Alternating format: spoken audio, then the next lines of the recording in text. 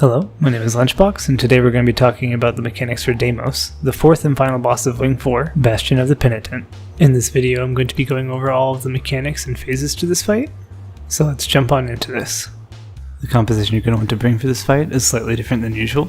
I would suggest dropping one of your DPS rolls for hand kiter, and to make sure that your tank has on gear that makes them extremely tanky. There are two forms of what I call passive damage that are going to be happening during Deimos. The first one being Demonic Aura. This is going to be happening during the entire fight with Deimos. This is a pulse of damage that hits all members of the raid team every 3 seconds for a small amount of damage. Additionally, Deimos has a kind of auto attack in the form of his Mace Smash. He will slam down a mace onto the tank, dealing a moderate amount of damage.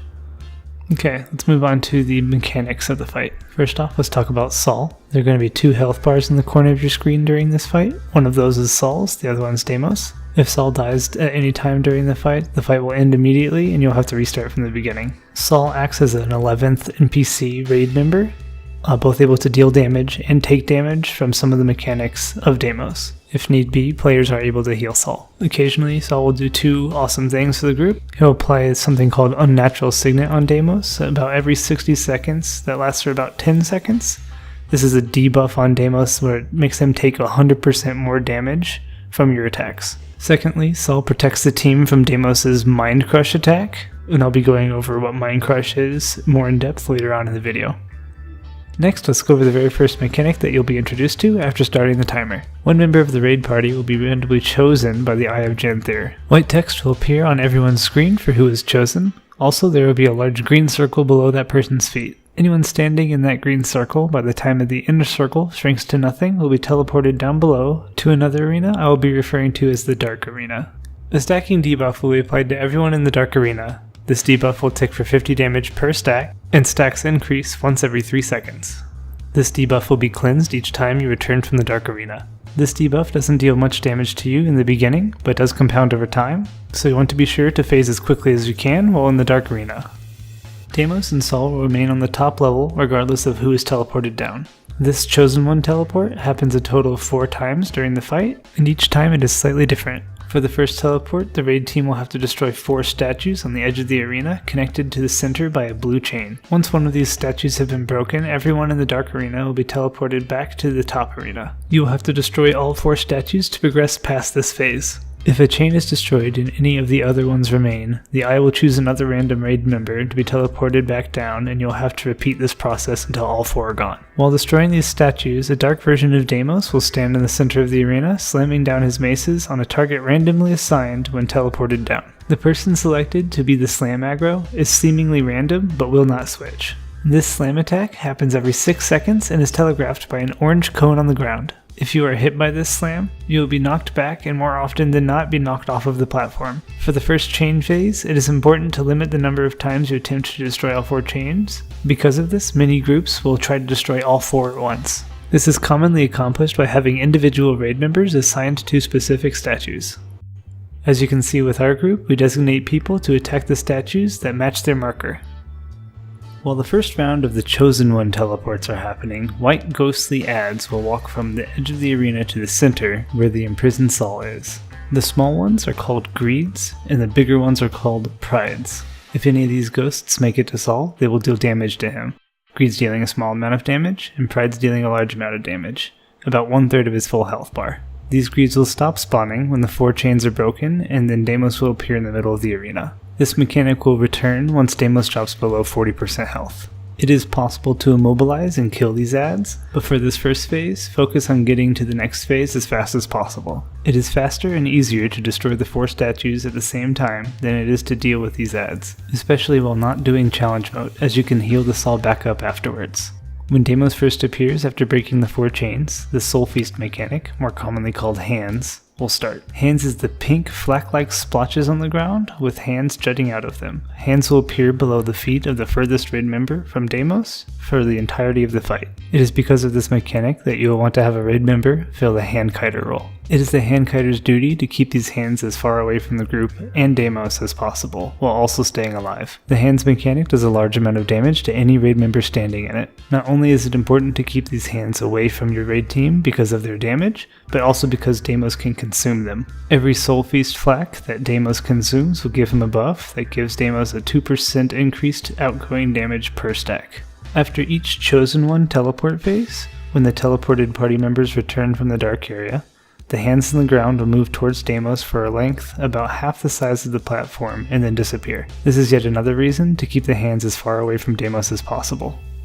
Another mechanic that starts when Deimos first comes back to the platform is his attack, Annihilate. This attack is telegraphed by a large segmented orange circle made out of 10 cones pointed directly away from the boss. Deimos will try to use this attack about every 15 seconds throughout the fight, but it is often interrupted by other attacks that Deimos does. You may notice that not all slices hit at the same time. It starts at the slice directly in front of Deimos and fans out to the back of him. So in other words, if you're standing directly behind Deimos and dodge as the first slice hits, by the time that the slice behind him activates, your dodge will be over and you'll be hit by the attack anyway. Try to time your evades, dodges, and blocks accordingly. When Deimos drops below 90% health, he will start to use the attack Mind Crush about every 38 seconds. This attack is the main reason you want to run a heavy sustain tank. Deimos will telegraph this attack by swinging both of his maces around in a circle 4 times. After the 4th swing, he will raise his hands into the air and the attack will hit. A charging up noise will play in the background as well, and more experienced players will be able to tell when the charge is finished purely by the sound alone. While Deimos is channeling this attack, Saul will summon a small bluish dome in the center of the arena and shout out, This dome will protect you from Mind Crush. If you are hit by this attack, you take enough damage to down you instantly, no matter what health you're at. Mind Crush can only be blocked, no absorbs, and vulnerability or dodging will save you from this attack. If you are hit by Mind Crush but manage to block it, you will have a debuff applied to you. The debuff will appear as a light purple icon with Deimos' face on your buff bar. This ticks you for damage equal to 7% of your max health every second for 10 seconds, and will show up in your combat log as weak-minded. Next, when Deimos drops below 75% health, you will be reintroduced to the Chosen One teleport mechanic. The chosen person can be anyone but the tank or handkiter. For this phase, everyone but the tank and the handkiter should go down to the dark arena. If the tank needs some support and you have an extra healer, have a healer stay down as well to keep the tank topped up. Once teleported in the center of the dark arena, a dark version of Saul will appear. This version at 75% is known as the Thief version. Every few seconds, the dark version of Saul will get an easily broken break bar that must be broken quickly. If you fail to break Dark Soul's break bar, he will steal all of the party's boons, making him harder to kill, you easier to kill, making this phase take longer and be more dangerous.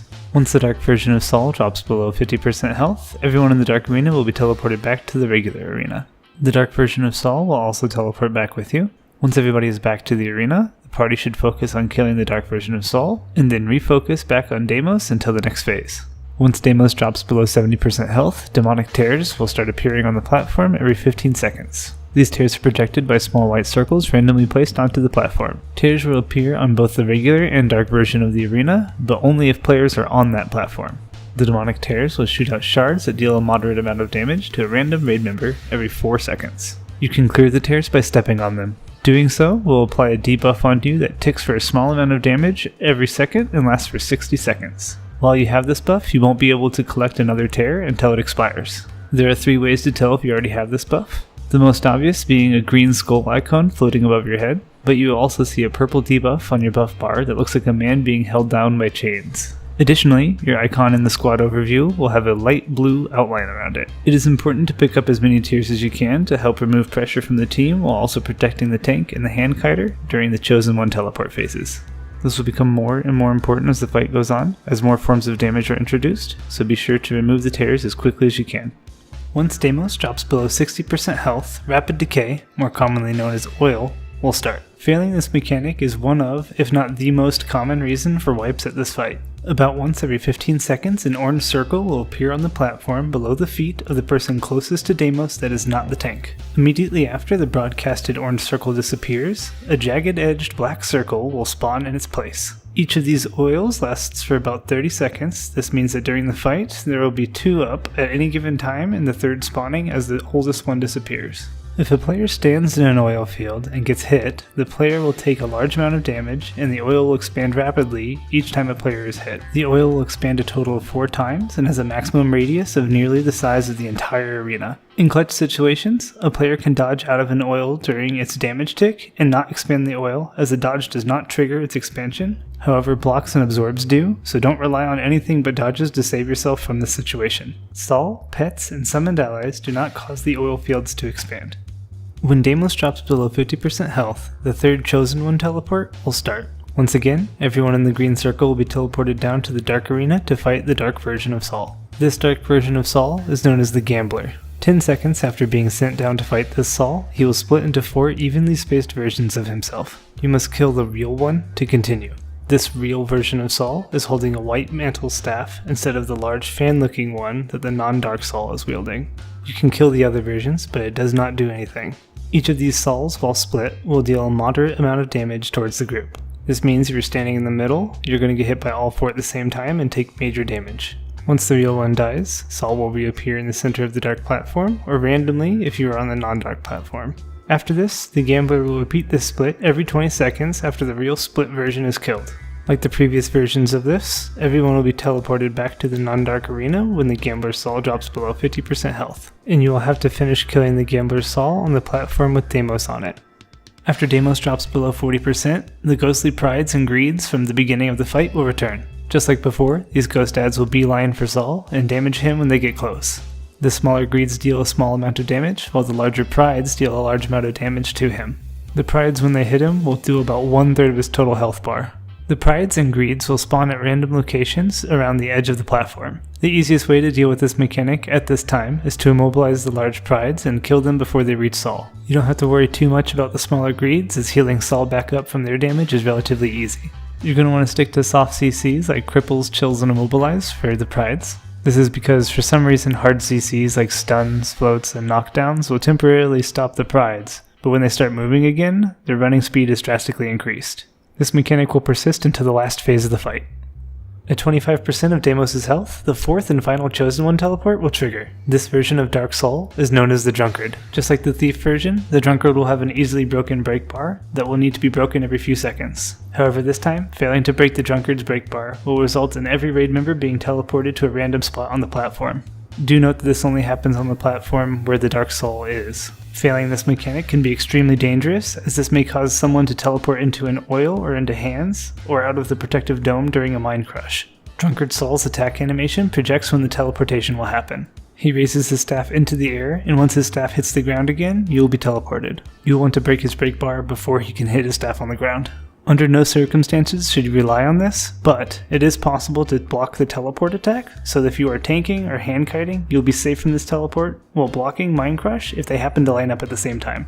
At 10% health, Deimos will become invulnerable and all mechanics will stop temporarily. Tears will still continue to fire shards, however. A short dialogue between Deimos and Sol will happen, and everyone will be ported to the Dark Arena. This phasing will effectively use up 30 seconds of your enrage timer, but Deimos' enrage timer is very forgiving and will almost never be an issue. Shortly after being teleported down to the Dark Arena, a much larger version of Deimos will pop up on the far southeast section of the platform in a gap between the dark formations outside of the platform. Once Deimos is vulnerable again, the hands, tears, and oil mechanics will start back up. Along with these, a new mechanic is introduced. Deimos will slam his fists down on the platform, dealing a moderate amount of damage while also knocking you back a good distance. This attack will show up in your combat log as Demonic Shockwave. The pattern on this is seemingly random, but will always be a slam down of one of his fists, and then the other one, and then both. Whichever hand Deimos slams down first will be the same fist that he slams down for each time that this mechanic is repeated for the remainder of the fight. This attack is blockable and dodgeable, but I've personally found dodging to be unreliable and difficult to time correctly. Also note there is a small slice directly in the middle of the platform that is a sweet spot for avoiding both of the first two slam attacks.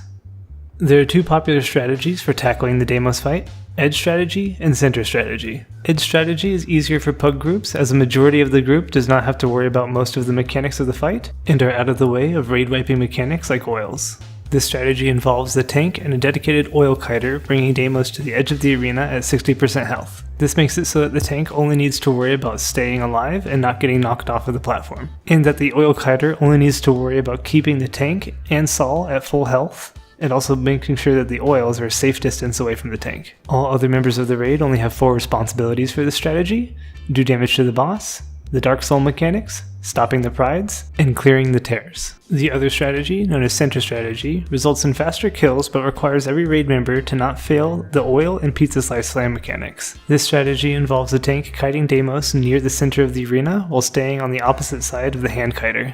Doing this allows DPS classes to deal melee damage for the entire fight, and the group doesn't have to sacrifice a role for a dedicated oil kiter. And that's all I have for Deimos. I know it's a lot to take in, but the more you know about each mechanic, and each boss as a whole, the easier each boss will feel. If you have any questions beyond what is covered in this video, please feel free to leave a comment below, and I'll do my best to clear things up. Thank you for watching, and good luck out there.